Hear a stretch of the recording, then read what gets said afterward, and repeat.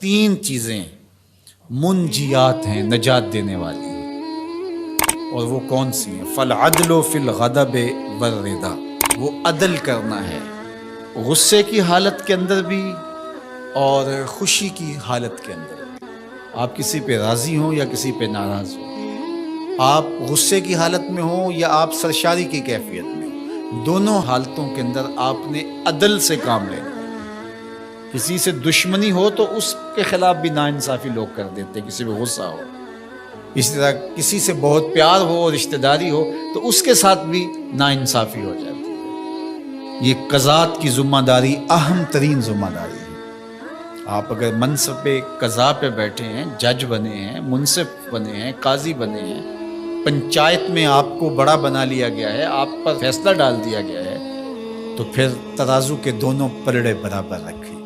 کوئی فرق نہیں پڑتا کہ رات 12 بجے عدالت لگائیں یا دن کے اجالے میں لگائیں، لیکن کریں انصاف، پھر تمہارے اوپر کوئی انگلی نہیں اٹھا سکتا۔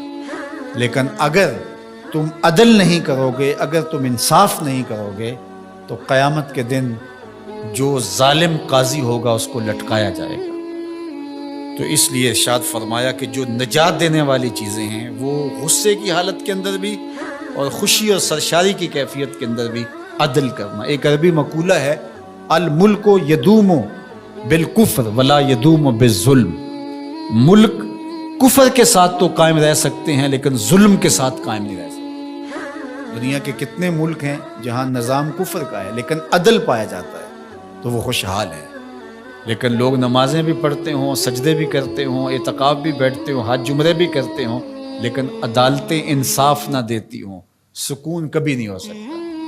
عدل انصاف اگر قائم ہے تو ملک طمانیت کے نور سے مالا مال ہوتا ہے، ملک ترقی کرتا ہے، ملک آگے بڑھتا ہے اور معاشرہ پرسکون ہو جاتا ہے اگر عدل و انصاف کا نظام موجود ہے۔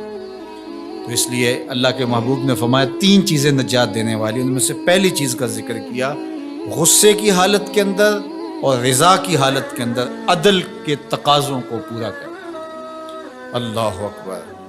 والقصد فی الفقر والغنا، دوسری چیز فقر میں اور غنا میں، خوشحالی میں، آسودگی میں اور غربت میں، دونوں حالتوں کے اندر میانہ روی سے چلنا۔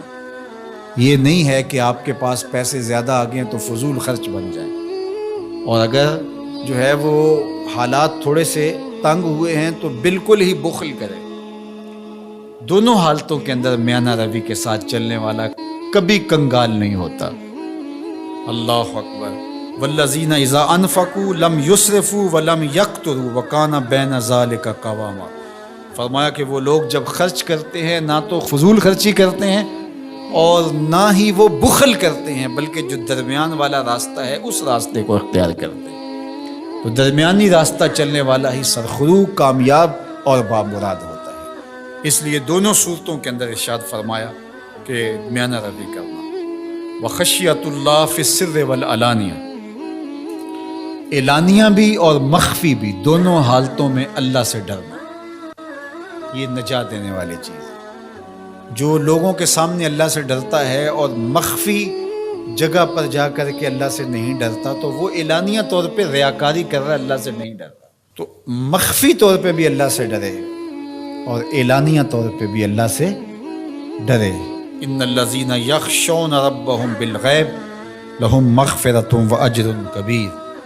جو اللہ تعالیٰ سے بن دیکھے ڈرتے ہیں، اللہ جل شانہ نے ان کے لیے مغفرت بھی رکھی ہے اور بہت بڑا اجر بھی رکھا ہے۔ اور وہی حدیث جو میں نے آپ کے سامنے رکھی کہ 7 اشخاص قیامت کے دن عرش الہی کے سائے تلے ہوں گے، ان میں سے جو 7واں شخص ہے اس کا ذکر حضور نے ارشاد فرمایا، وَرَجُلٌ ذَكَرَ اللَّهَ خَالِيًا فَفَاضَتْ عَيْنَاهُ۔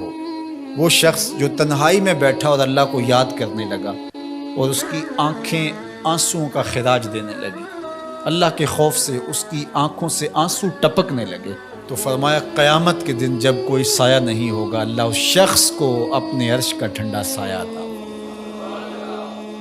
تو لوگوں کے سامنے آنسو بہانا اور تنہائی کے اندر آنکھوں کو نوری نصیب نہ ہو تو یہ ریاکاری ہے، اور ریاکاری تو ایک ایسا جرم ہے، ایک ایسا گناہ ہے جس کو شرک اصغر کہا گیا۔ کسی گناہ کو شرک نہیں کہا گیا سوائے ریاکاری۔ تو ریاکاری کو شرک اصغر کہا گیا. تو اعلانیہ طور پہ بھی اللہ سے ڈرو اور مخفی طور پہ